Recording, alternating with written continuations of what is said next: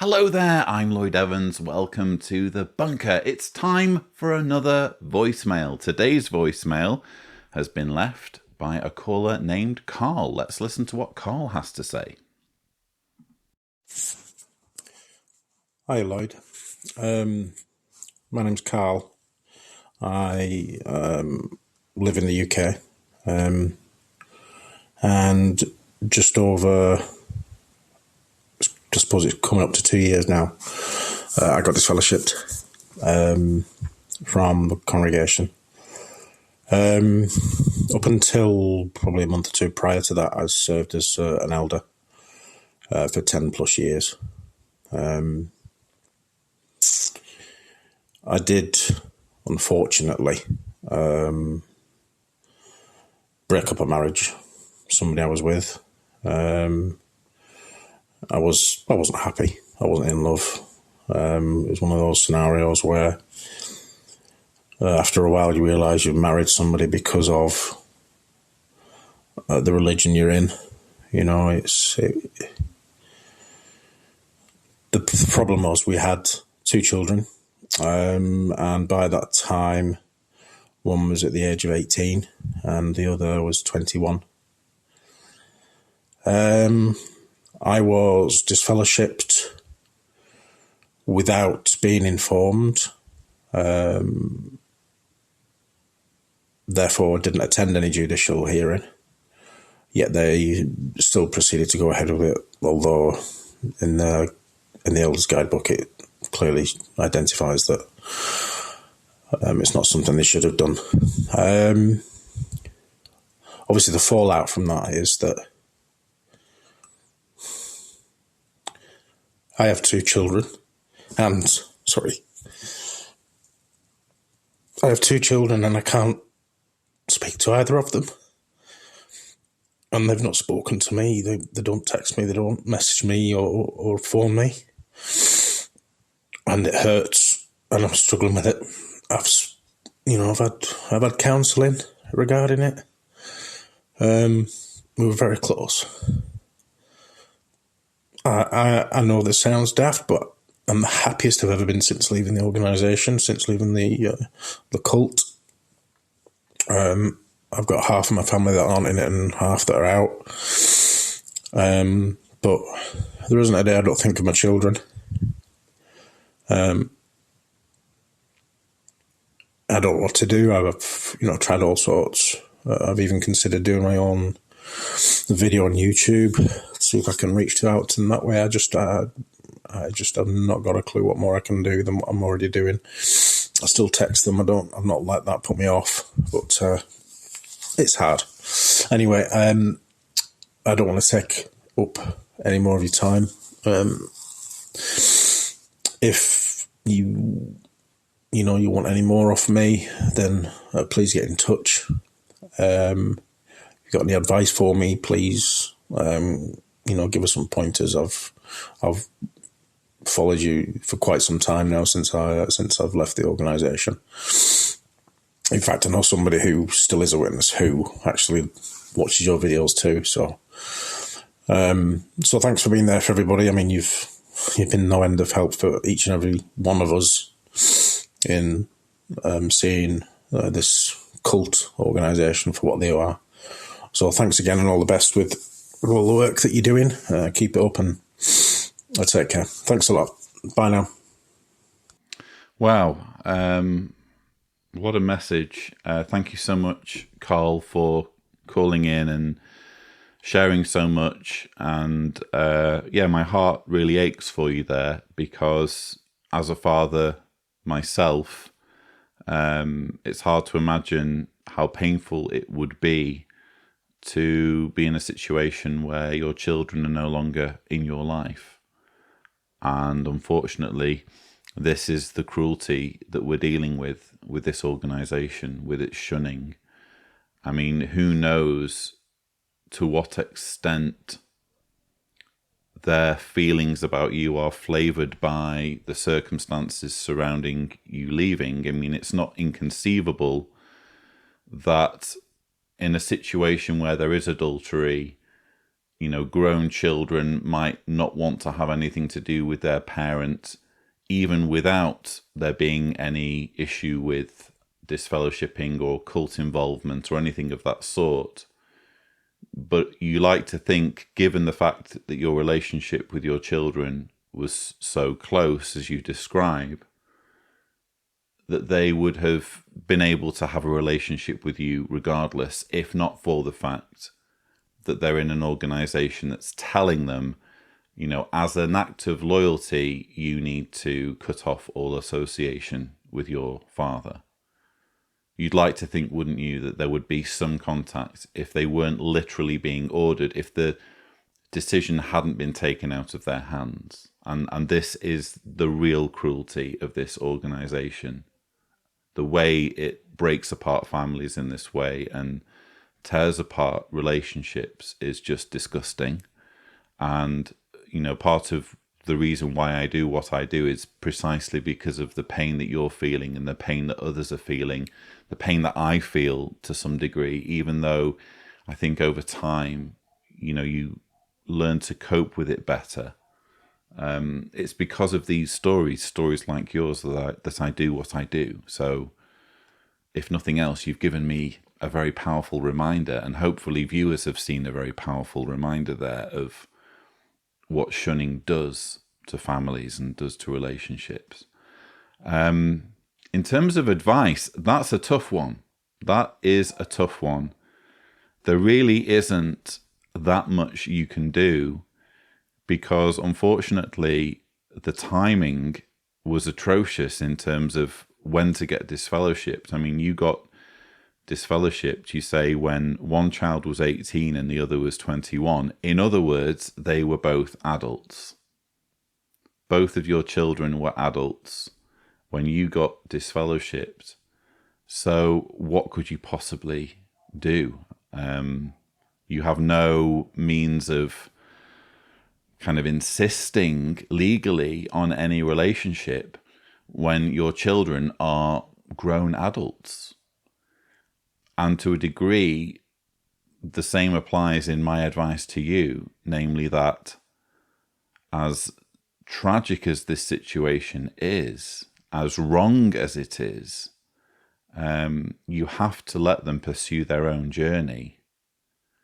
And you're in danger, I think, of further estranging yourself from them. I know it may seem impossible given the fact that they're totally frozen out, or they've frozen you out. But it's possible, I think, to make things even worse, to the point where they feel as though they're harassed by you in some form, or they see you as ticking all of the boxes of what's expected of an apostate in terms of being angry and bitter.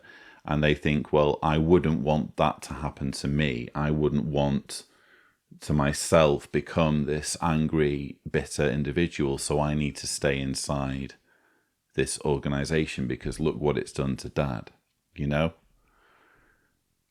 So you're in this really difficult situation. And what I would suggest in your shoes, and it's almost impossible to imagine being in your shoes because that is a tragic situation to be in.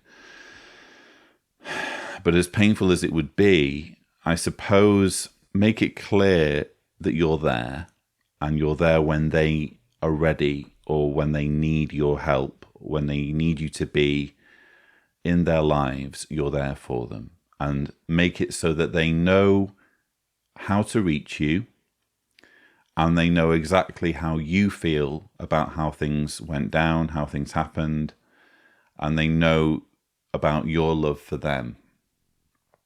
What I wouldn't want in your shoes would be a situation where I'm confused as to whether my children know that I love them or not. I would hate to think, you know what, this situation is unresolved. I don't have closure on this because my children probably don't know how I feel about them. And my children have no idea what my perspective on things are. Frankly, just by leaving this voicemail, I think you've probably done a lot of good. because I don't see anything wrong once this voicemail is up in you just leaving a link. If you say you're texting them, I would suggest, by the way, texting them very occasionally so they don't feel as though they're being inundated. They don't feel as though you're harassing them. But maybe a text every few months, or even less than that, even maybe a text every year. You're just letting them know you're there, but you're keeping a respectful distance. If I were in your shoes, I would be sending them a link to this video, because I think few things are going to press home just how much you love your children than for them to listen to your message, quite frankly. It's obvious, frankly, how much you love them from your message. And if they ever do listen to this voicemail, to this YouTube video, at least they will be in no confusion whatsoever on that front.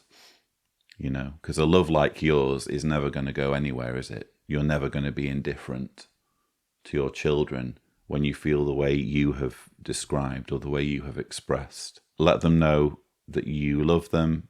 Let them know that you're there for them. And let them know that even though they will inevitably disagree with your position on the organization, this is nonetheless your position, and therefore you won't be coming back.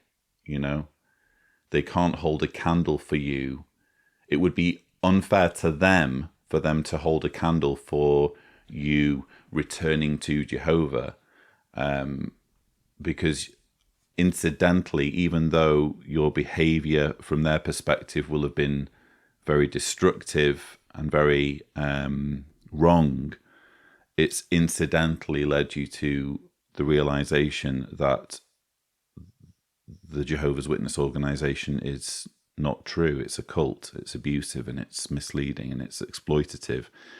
And so they can't hold a candle for you returning, unfortunately. But you respect them as adults in their right to believe as they wish.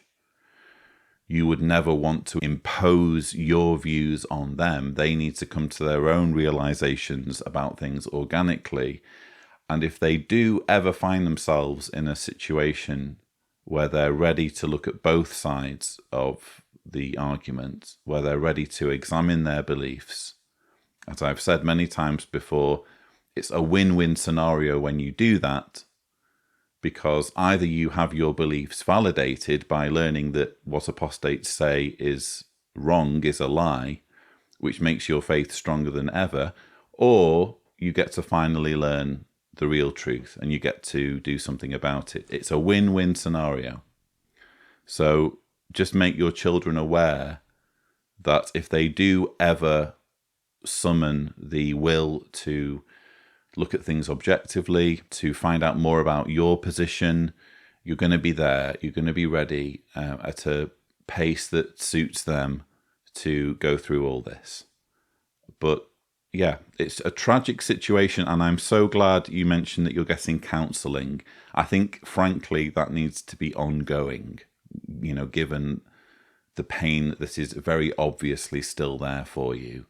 And I don't think this pain is necessarily going to leave you. But all I can say as well is that, you know, this is still very raw, isn't it? You know, you're describing things that have happened over the last couple of years. And you'd like to think, wouldn't you, that as time passes, there's always going to be this hole in your life where your children ought to be. That's always going to be there. But inevitably, you're going to, with the passage of time, find it easier to manage that pain and not let it define you. So you're going to be able to, hopefully, with time, learn how to function, learn how to get by. You know, you're still going to love them. You're still going to be there in case they ever come back.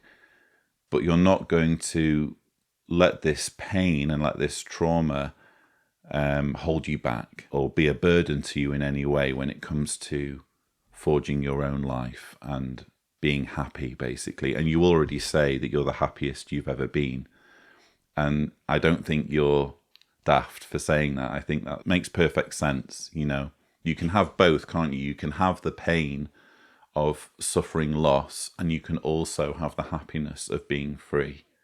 Doesn't have to be, you know, life doesn't have to be perfect, does it? Life almost inevitably won't be perfect for everyone. There's always going to be things that we carry with us that are deeply painful. The question is, can we manage that pain? Can we cope with it? Can we get by? And I think as time passes, you'll learn to get by better. But I think just coming to terms with the fact that there's only so much you can do. So in other words, not hating yourself that you can't do more. Your children are adults now. You know, once they become adults, it's out of your hands. You are not responsible for their course anymore. When you indoctrinated them, yes, you did indoctrinate them, but you were indoctrinated yourself. What were you supposed to do? As far as you were concerned, you were giving them the very best possible start in life. Little did you know that it was a cult, but now that you know that and they're adults, there's nothing you can do about it. So don't beat yourself up over that. Don't assign any guilt over your involvement in them being raised as Jehovah's Witnesses. It's deeply hurtful the way things have happened and the way the chips have fallen. But you did the best you could with the knowledge that you had. And now, unfortunately, you just need to let them go, frankly. Albeit doing what you can to just respectfully make them aware that if the time is ever right for them to start questioning their beliefs, you're going to be there for them. And your love for them will never, ever diminish. And again, if they were to listen to this voicemail, hopefully they do listen to it one day. Hopefully it will be absolutely transparent the way you feel. So that's more or less all I have to say on this voicemail. Viewers, if you would like to weigh in with any comments, please do so below. Or if you would like to leave your own voicemail, the thing to do is visit speakpipe.com/Cedars, remembering to indicate clearly if you don't want your message to be broadcast on my channel. But that's all I have for you. Don't forget to subscribe to the Lloyd Evans channel for more such videos. And as always, thank you for watching.